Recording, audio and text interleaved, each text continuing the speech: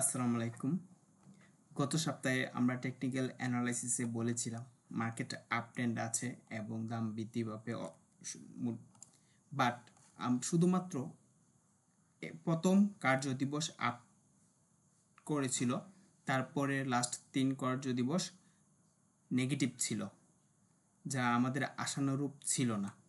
এখন প্রশ্ন হচ্ছে আগামী সপ্তাহ তথা 10ই আগস্ট থেকে 14ই আগস্ট মার্কেট কেমন বিহেভ করবে।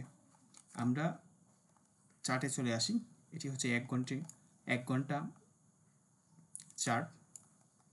তো আমরা দেখছি একটা বড় ধরনের একটা আপ ট্রেন্ড হয়েছে অনেক দিন যাবৎ। সেই আপ ট্রেন্ডের কারণে কিছু একটা কারেকশন করার একটি দিক রয়েছে। একটা অনেক বড় আপ ট্রেন্ড হয়েছে, যার ফলে একটা কারেকশন করার মনোভাব তৈরি হয়েছে। আমরা দেখতে পাচ্ছি এই লাইনটা ব্রেক করেছে এবং একটা কারেকশন হওয়ার প্রবণতা আছে। তো আগামী সপ্তাহে অনেকটা ডাউন ট্রেন্ডই থাকবে, 5180 পয়েন্টের আশেপাশে আসতে পারে।